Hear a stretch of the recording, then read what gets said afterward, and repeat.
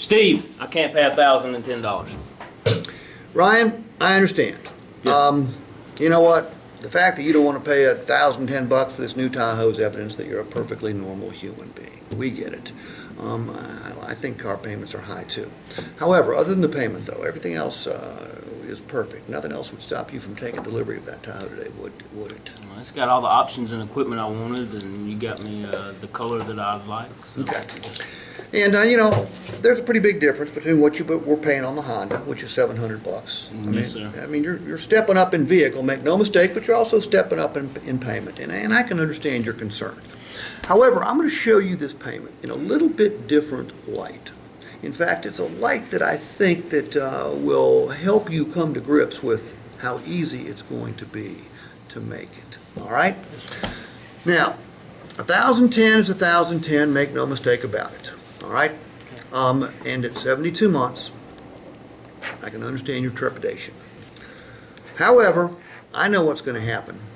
Each and every month, you're going to grit your teeth. You're going to write 1,010 on a check. You're going to sign it. You're going to make it out to a lender. And then either by mail or electronically, you're going to send that check to the bank. All right, and if you're like most people, you figure that once you send that $1,010 off, it's gone forever, right? Yes, sir. Okay. Look, everybody knows that vehicles depreciate. You happen to be buying one that's going to depreciate at a much slower rate than most of the vehicles, but still they depreciate. But very few people know that there is a savings element to every single car, truck, or SUV payment you make. Did you know that? No, I didn't know it, Steve. In fact, you've got to be just a little bit skeptical when I say there's a savings element there. Yeah, I've never heard of savings, and I've been buying cars for 27 years, and I never heard of this. Well, you know what? Most people don't. But here's the way it works. You write that check, you write that check, you write that check, and then when you write the 72nd check, I mean, it's hallelujah time. You have paid for that Tahoe. It is all yours. Open a bottle of champagne if you're a drinker. Because when you write that last check, a couple weeks later, what comes back in the mail to you? Well, Steve, I'll probably get the title back in the mail. And this will be a rather special title because it's only going to have one name on it unless you put your wife's name. It's only going to have your name. There's not going to be any lender lien. It's called a free and clear title. Now, the question I've got for you is, if you take decent care of this Tahoe, if you drive your 15,000 miles a year, if you get the oil change and the tires rotated, and you do the services that General Motors recommends, and you don't crash it, what do you think that Tahoe might be worth in 6 years? I should be able to get about $29,000 or $30,000 out of it. Well, I would hope you could, but let's be a little more conservative than that. I mean, if you get 29 or 30, nothing but a bonus. Okay. Can we use 25? Sure. Okay. Sure. So what you have here is a $25,000 piece of paper, which behaves just like a share of stock, because you could sell that piece of paper, couldn't you? Yes, sir. Now, the Tahoe would have to go with it, don't get me Right. wrong. You could trade it. Or if you needed some money, quick cash, you can take this to a bank, and they will loan money on this title just like they would loan it on a share of stock. Okay? So, you've got an asset here. Now, here's the interesting part. Do me a favor. Take 25,000 and divide it by 72. Okay. Okay. It's $347.22. You know what that 347 represents? No, Steve, what does it represent? It represents the amount you save. I'm saving money? You're saving it because it's going right to that title. Every time you send $100 or $1,010 to the bank, 347 of it takes a diversion and goes to your title. So the bank's not getting all that $1,010. In fact, take 1,010, subtract 347. That's going to be $663. Ryan, your net payment, okay, when it's all said and done, is gonna be $663, not 1,010. I need you to okay that right there. Very good. All right, now, let's talk reality for a second. So I'm really lowering my payment. No, keep this on, because we're gonna talk reality. Okay. Does every customer I present this to go, whoa, thank you very much, I wish my payment was higher? Nope. No. No. Not every customer will understand this. All of them are gonna be wide-eyed. We're gonna go. In fact, I bet you half the time I get, the customer will say, do that again. Be happy to do it again, because it's simple math. We divide what they think the vehicle will be worth when the loan is paid off by the term. Then that's the amount saved. Every time they write a check, we subtract that from the gross amount, and that gives us the net payment. I had one customer say, hey, can I tell my wife it's going to be $663, not 1,010? I said, absolutely, sir. Just make sure you use the word net. Okay?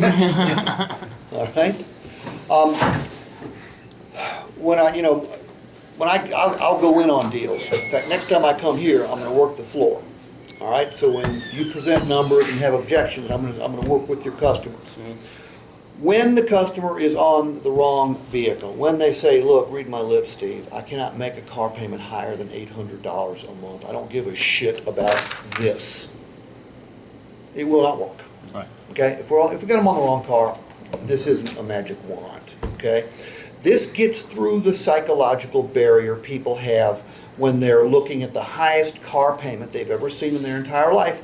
And you figure probably 3/4 of the people you sell cars to, they're leaving with the highest car payment they've ever seen in their entire life. That's true. Okay? I mean, it's just the way it is. So, of course, they're going, that payment's too high, that payment's too high, that payment's too high. Sure, it is. Agree with them. Yeah, shit's the highest payment you probably ever had. Let me give you the big picture. Let me show you how it works, because there's a savings element to every car payment you make. What? Yep, watch this. The math is not the hard part here. Telling the story. Keeping the customer engaged. And I give Ryan the calculator because I want him, and I draw pictures so I can give them visuals. If I just talk to James, and James is an auditory learner, I might communicate really well with him. But most of us communicate a percentage auditorily, a percentage visually, and a percentage kinesthetically, meaning we have to do shit. 75%. Yeah, well, it differs in people. Okay, some people are more visual No, dominated. 75% of the populace is kinesthetic. Really? Yeah. That's That's a yeah, fact. I did not know that. So the more we can get them doing, the better off they are. Plus, when they're doing stuff, they're engaged with you. Okay? Questions about how to do this?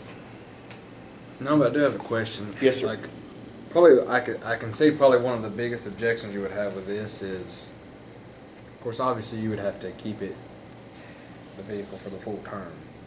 A lot of people now, they don't plan on it. Okay, well, okay. Yeah, I get two things. We're going to drive this till the wheels fall off.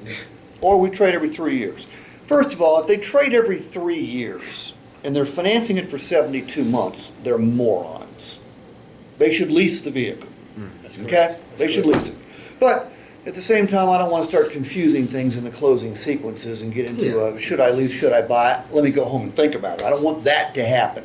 So when the customer says, well, I'm only planning on keeping it 36 months,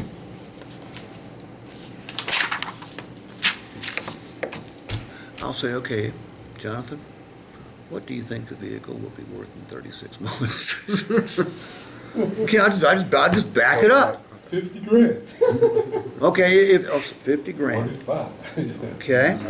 Now do me a favor, multiply 1,010 times 36.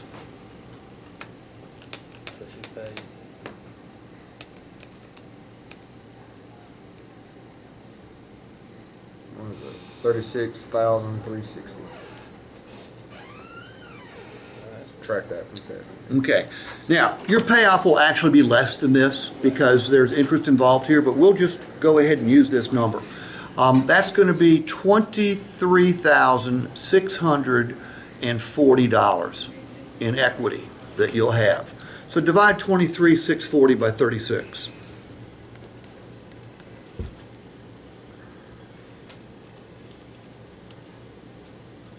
$656. Holy cow. Every time you make this payment right here, 656 of it's flowing towards your title. So your net payment on this one's about $346. I'll need your okay right here. Okay? Now, once 1 out of 10 people will go, whoa, whoa, whoa. You're not including my $20,000 trade equity in here. And you know what? I'm not.